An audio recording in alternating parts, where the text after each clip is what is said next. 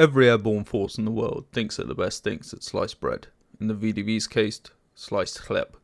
And we all know their cheesy propaganda song. But did you know originally they didn't even wear the sky blue beret that they're all known for, but a red raspberry coloured one? Or the guy who did the VDV song never actually served in the VDV and was just cosplaying. Stolen Valor! Stolen Valor! Find out all of that and more in our history of the VDV. Pre-official formation. VDV in Russian stands for Воздушно-десантные войска, with the literal translation being air landing troops, but ALT doesn't really roll off the tongue as well. Even before they were officially formed, on the 4th of September 1941, the first airborne force parachute jump took place in the Moscow military district, all the way back on the 2nd of August 1930. They did deploy from a Tupolev TB3 sliding off the wing. I'm sure they were fine, going X Games mode, as they were created as a crucial instrument behind an offensive war. Airborne landing detachments were established after the initial 1930s experimental jump, but the creation of larger units had to wait until 1932 to 1933. On December 11, 1932, a revolutionary military council order established an airborne brigade from the existing detachment in the Leningrad military district, making it the first Russian airborne brigade at the time. Their objective? To be dropped in behind enemy lines in raids, disruption of enemy communications, strong points and government objectives. Oh, and in 1936 the Soviets did their first airborne dog drop, after of course getting a 7-kill streak. Second World War.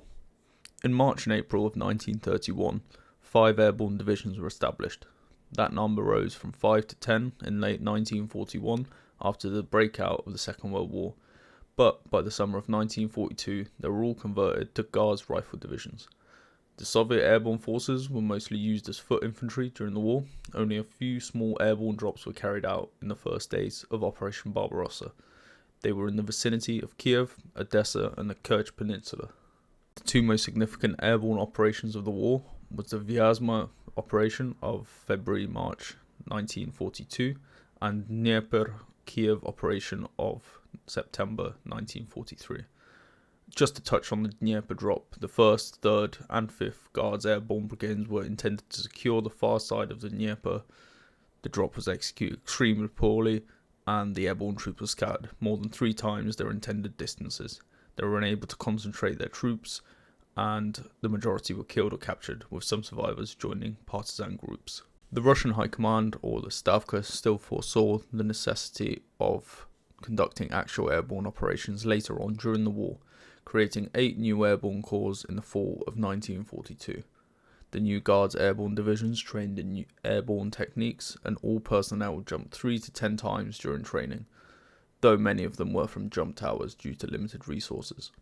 During the brief Soviet campaign in Imperial Japan, in the dying embers of the Second World War, airborne troops were used to seize airfields and city centres in the advance of the land forces and to ferry fuel to those units that had outrun their supply lines.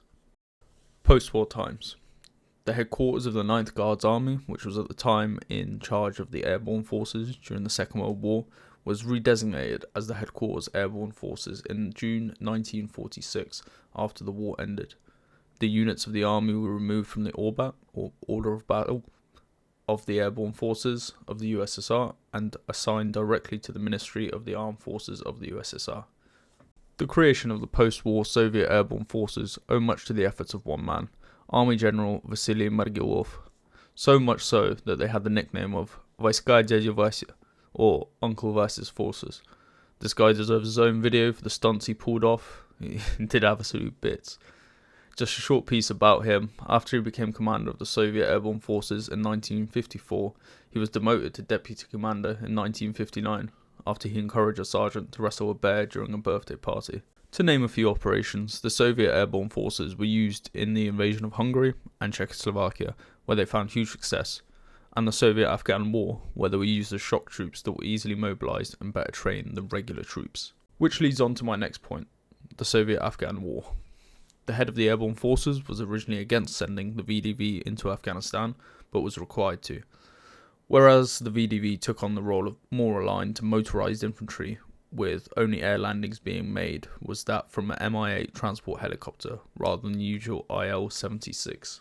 Due to the lack of strong bulletproof qualities, the VDV were mostly required to switch their armour capabilities in Afghanistan from the BTRD and the BMD to the BTR and the BMP of the motorised infantry at the time, for greater protection. During the Cold War era, the VDV were also the first people in history to deploy a armoured vehicle with the crew outside of a plane.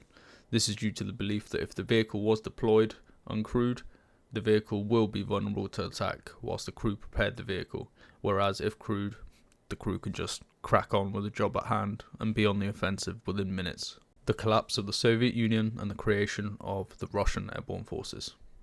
With the collapse of the Soviet Union, the new Russian Airborne Forces took the proverbial throne. They were officially founded on the 7th of May 1992, but they kept the anniversary of the Soviet Airborne Forces of the 2nd of August. They have been involved in a huge number of engagements since then. I'll put the list up on the screen now for you. They saw more movement into brigade formations rather than large invasion forces of divisions. Highly mobilised and used in civil conflicts like the Karabakh conflict of 1988 and 1990 and the mass riots in Dushanbe, as well as a force to resolve separatist issues within post-Soviet countries and outside of the Soviet Union, like Bosnia and Herzegovina or Kosovo. But overall, the 90s were a rough time for the VDV and the Russian military in general, with a huge amount of corruption within the army, lack of heating, electricity in some barracks, led to people's service being a dire and unattractive prospect. A saying goes that in the 90s, there are two types of officers, those that serve the motherland and those that sell it. That should tell you everything you need to know about the state of the armed forces in the 90s Russia. After the turbulent times in the 90s, there was some stabilisation in the 2000s within the VDV and the armed forces of Russia. In 2005, they were divided into further 3 job descriptions essentially: air drop, air storming and mountain. Air drop being from a plane, air storming from a helicopter. Mountains in mountains. They participated in joint training operations of China, Germany, India and Uzbekistan, to name a few countries. The first full turbulent times came in the form of the 5-day war with Georgia. For the whole 5 days they did not do a single combat drop. However, with their mobility and experience, had a strong effect on the battlefield. They were highly praised by the high command of the Russian armed forces.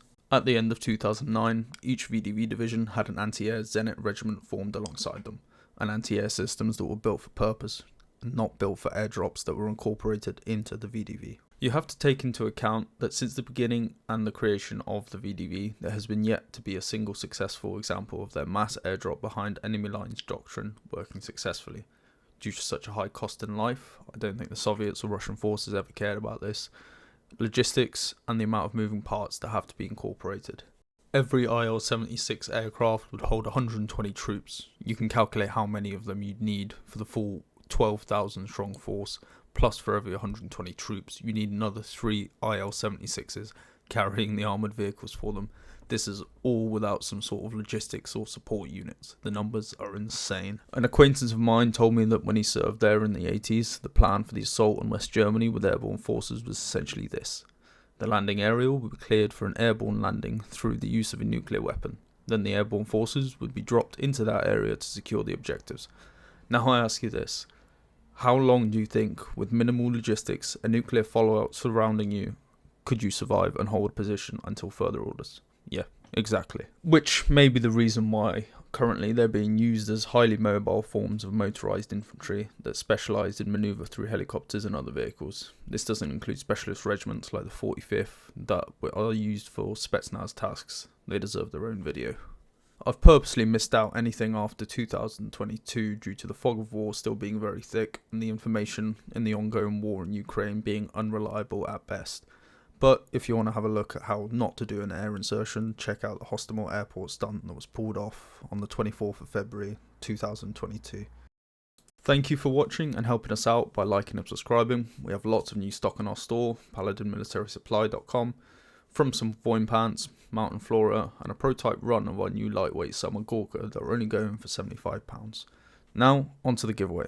The Chenka hat and the SSO sling giveaway winner from our last video is Decal 5 CZE 359. Send us an email to redeem the prize. I hope you enjoyed the video and have a great day, everyone.